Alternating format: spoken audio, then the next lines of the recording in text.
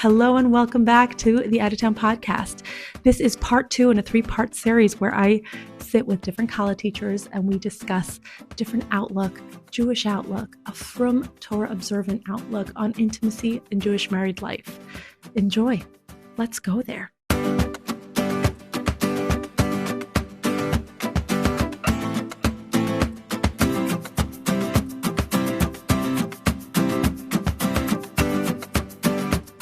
What is something that you wish Kallah teachers knew in general when they were teaching young Kallah? I really wish they would understand that you're teaching someone, whether they're from or not, no matter how old they are, they don't necessarily want to be in that chair listening to you. So there's a whole different approach needed sometimes, like the attitude that we have to give them, right? It's like, I'm coming to teach you about Shabbos. Don't do this. Don't do that. You know, I've met people that hated Shabbos when their parents became more observant. And I was like, why? She says, because there's so many things you just can't do. I says, what about the beauty of it? Like, I never saw that. Chas v'shalom. We never want to give them that with Taras Mishpacha. We never want to say, like, can't do this, you can't do that. We want to give them the whole picture. The whole picture. This was, you know, like I said, I answered it. Like, this was given to us by someone that knows a lot more about what we need than ourselves even. So if we're giving them the picture of this is something that's going to affect the whole family in many different ways, I want you to hear about it rather than just, okay, we're going to go through all the laws and this is what it is, right? So I was just sitting on Instagram recently, and there was a Kallah teacher who was taking question answers, and the topic, the theme of the questions that people were asking were like crazy things I heard from my Kallah teacher. So obviously I wanted to hear what are these crazy things people heard. And it was interesting because this Kallah teacher was very smart. She said, I want to just let you know that I'm going to be playing a little bit of devil's advocate here because so much of what I know you're going to send me is misunderstood, or it's a different perspective, or there was context that was missing. And it was so interesting to see how she like sifted through those questions and comments. Some of them, I don't know how people heard this or people said this, but some of them was very clearly like part of a larger conversation that they just honed in on one little detail. Like, is that ever a concern that like, well, people are just going to hear the one thing that they just don't like, and then everything else is going to be like muted? I don't know. I always preface our discussions with, I'm going to tell you what is a nice thing to do, what is really important to do, and what's like, no, this has to be doing the mitzvah properly. This has to be. So if you have a question about something that doesn't sound right, let's talk about it. Tell me. Because it might be something that's just nice to do. It's a nice thing to do. We're not going to throw out the baby with the bathwater. You know, we have to talk about what's worrying you. You know, we want to make sure they're not coming in saying, if she tries to tell me this, that part I'm not listening to. That comes from relationship, you know, like it takes time. I do hear that from friends even. Like, this thing I don't think I'm going to do. This thing I think I am going to do. I'm like, does no one learn like what's actual halacha, what's minhag, what's mesorah? Like, there is a difference, right? Yes, and it's very important to be clear about it. Very important, because if something is not sitting right with you, maybe you're not hearing it correctly. Let's go back and discuss it. I hear Maybe that. you misunderstood me. Maybe I misunderstood you. Let's talk about it. Let's go back and explore. What is it? I think You that's know, also important when it comes to speaking to a Rav, and some people have their discomfort with speaking to a Rav. So, you know, I think the Kallah teachers obviously can be that bridge sometimes also. it's very important. It's very important. They don't understand that it's really not scary, and to get to that point, we need to be there for them. Call me, and we're going to discuss which rub, how to do it. If we need to, like, I don't want to make it like the rough, you know, this is a woman thing for them. So that in itself is like, no, you're absolutely right. We need to be there for them. What do I wish every Kallah teacher knew? I wish every Kallah teacher knew how to listen to what's not being said out loud. every Kallah you're going to sit and learn with, and this is something I struggle with myself because I get into a groove. Also, I teach a lot over Zoom, and it's a lot harder to hear what's not being said over Zoom. But your Kallahs are telling you so much more by the words they're not saying, by their facial expressions, by how they're playing with their hands while they're sitting with you, by their body language. And so much of teaching is learning how to listen, but especially learning how to listen to the words not being spoken.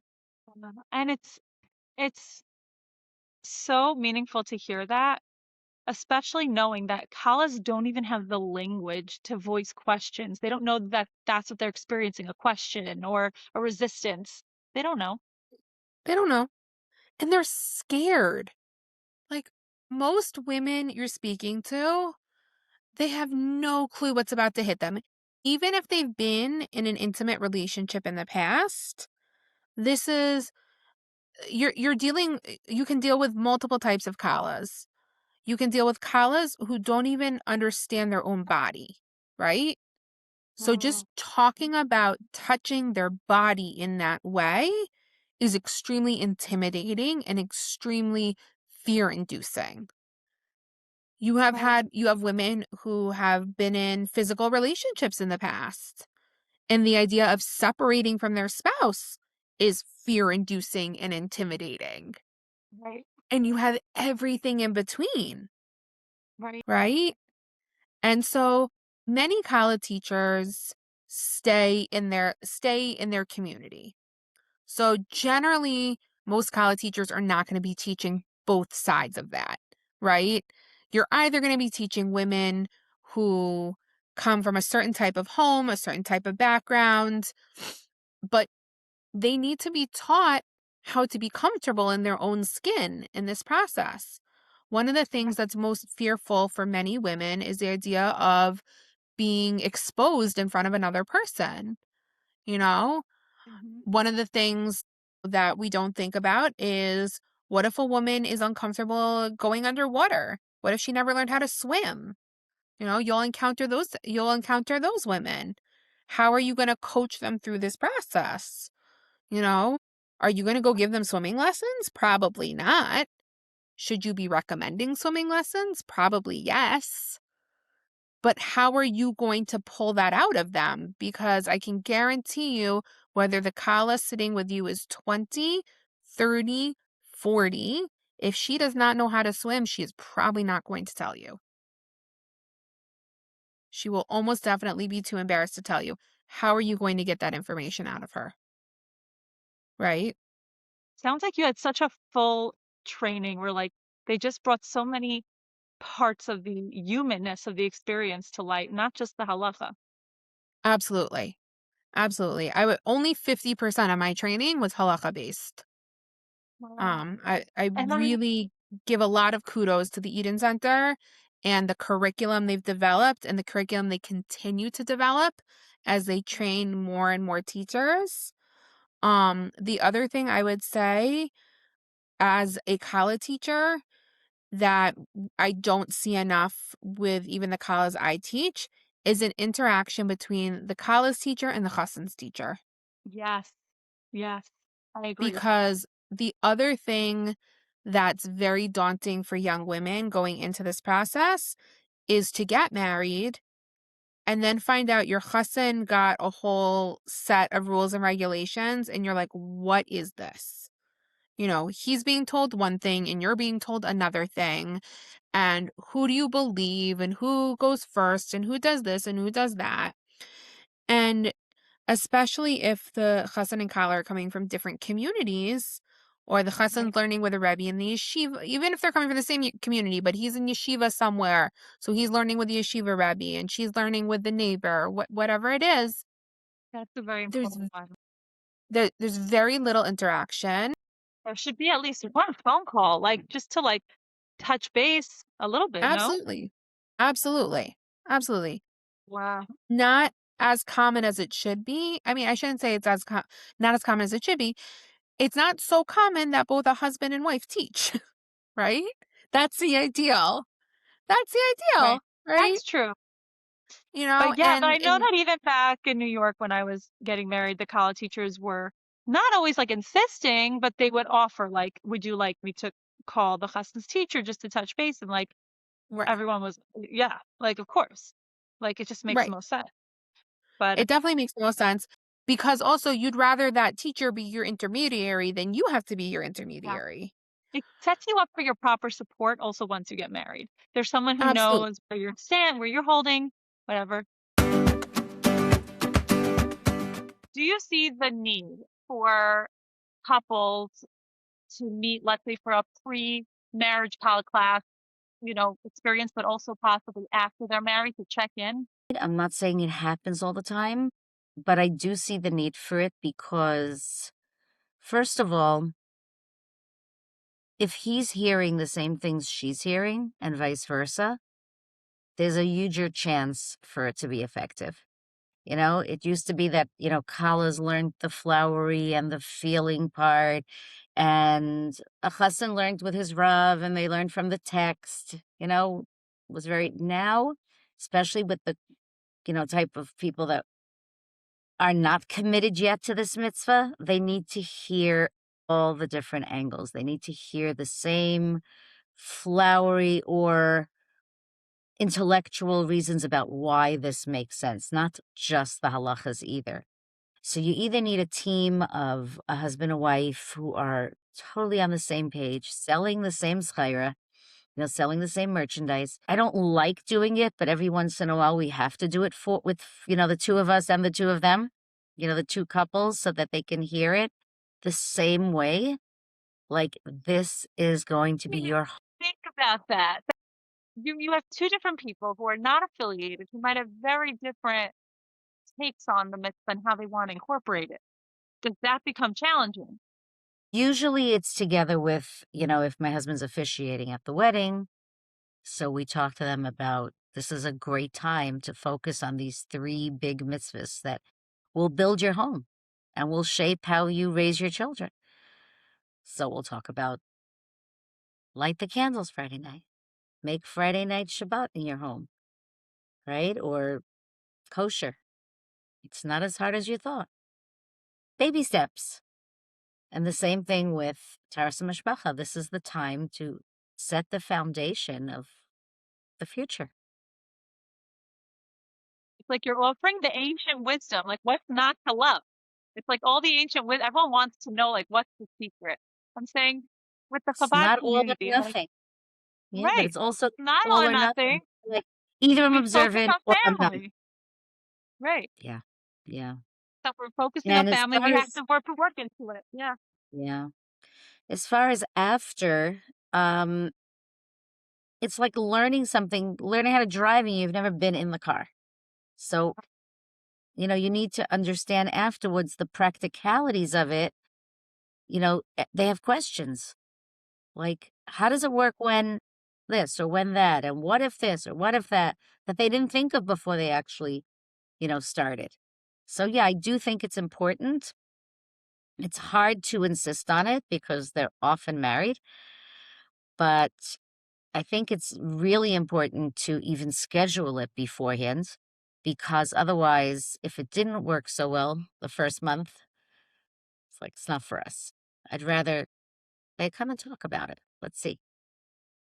I almost feel like it gives them an opportunity to not like give up on it so fast and see, yeah, that's that. So it's interesting because some people say like, oh, we don't really need to meet as a couple, whatever, depending. But like, I think every Kala that I've heard from, like everyone I know that's been a bride who's gone to Kala classes has said that they've checked in with their Kala teacher on their own many times, Uh-huh. even like within the first few months of being married, just to like double check on a halachic standpoint, but also just to like have that check in and know that someone's like there for them in their new marriage. Like it's just like a yummy feeling. Like someone Yes. knows that I'm going through all the Shana Shona first year of marriage stuff in general, you know? Yes.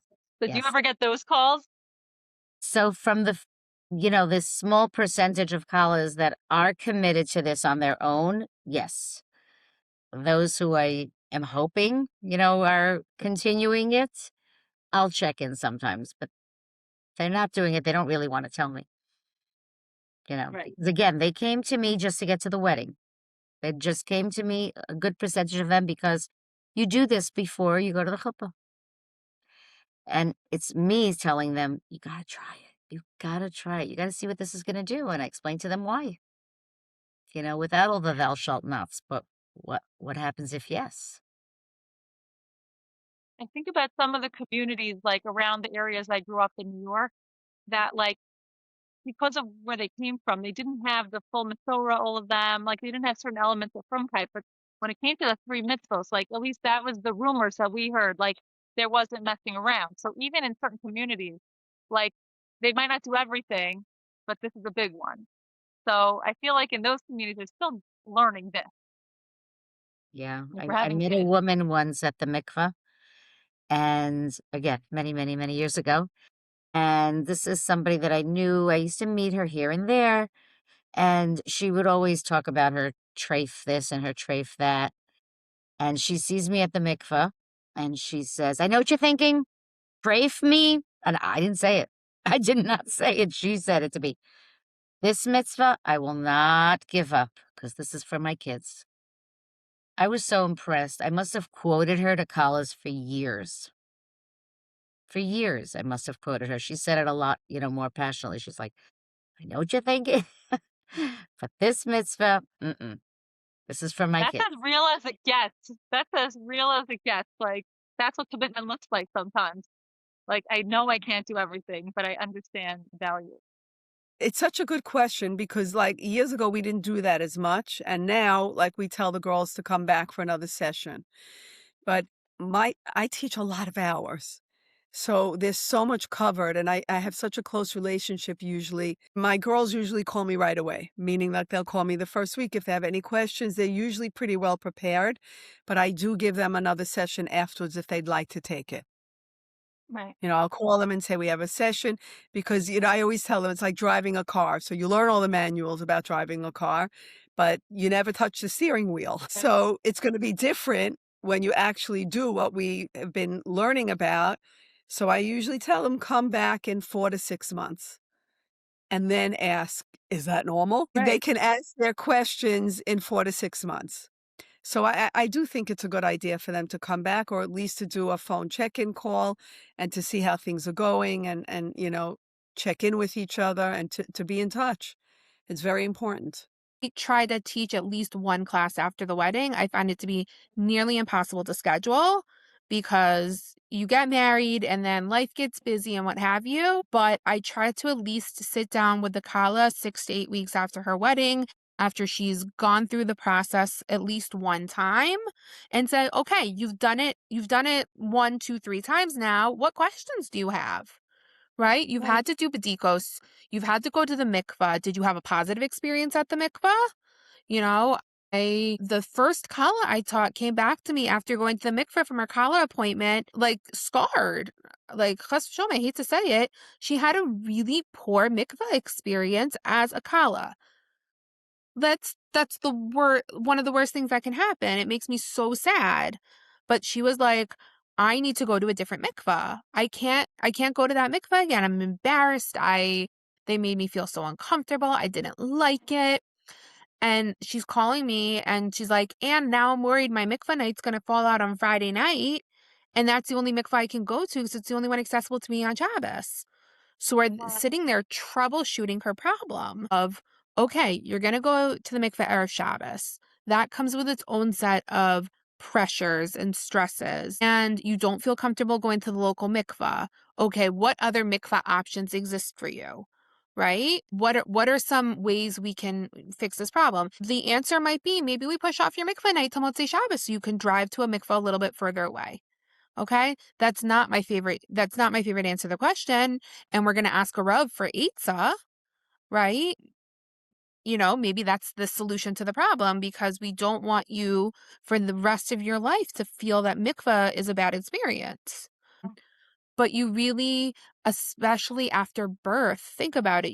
When you're in a Kallah class, your Kallah teacher is going to talk to you about how you deal with taras mishpacha after you give birth.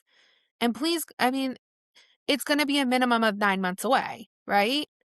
Like, with everything else you have going on in your life leading up to your wedding, are you really going to remember what your Kallah teacher told you of how taras mishpacha works after you give birth?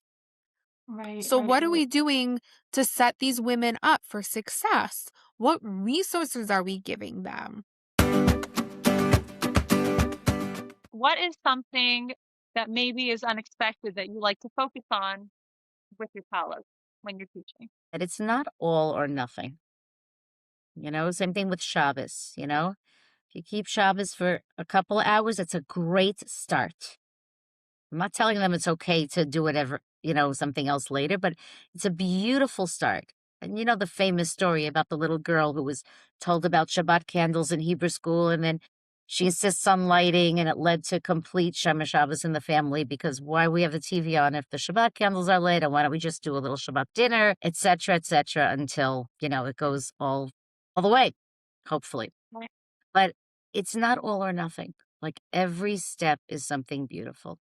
So let's talk about mikvah before the wedding, right? You're about to do this most unbelievable thing by getting married. And of course, we talk about why it's unbelievable and not just, let's just get this wedding over with. If there's a part that you feel comfortable sharing to like be mechazik and whoever's listening. Sure. Everybody thinks that the halachos, right, our behavior during the time that a woman is a nida, the changes in the relationship, are so restricting and so difficult. And I'm not saying they're not, but it's how we present it. So the way I like to teach it is that these laws teach us what could and should be in a marriage. So the fact that you can't share a bowl of popcorn at the time, right, where you're both taking popcorn out of the bowl, you know what?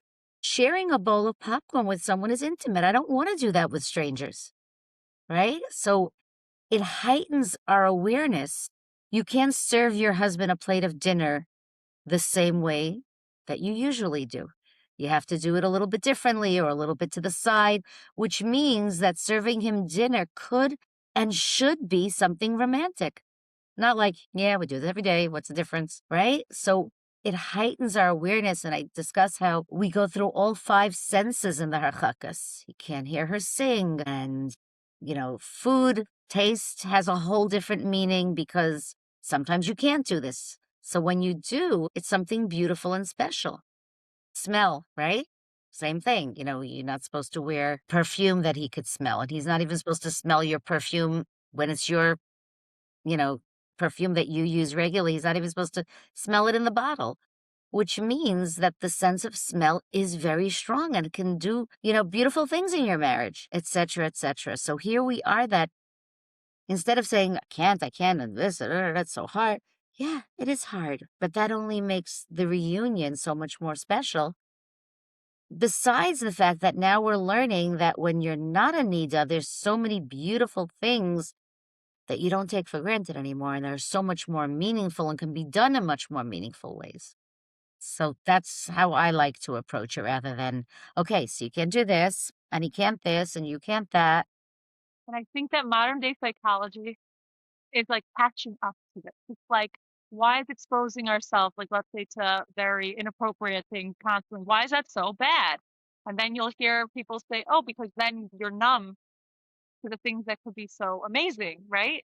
And that numbness is something we really combat and is what keeps long lasting marriages alive. Like, it just makes, like, for people who need it to make sense, I think it's one of those things that the world's only now picking up on what we've been incorporating into our marriages for so long, Yes. that like you need to retain a sensitivity. And I think that like that's something that gets lost on a lot of people when they don't even know to go there.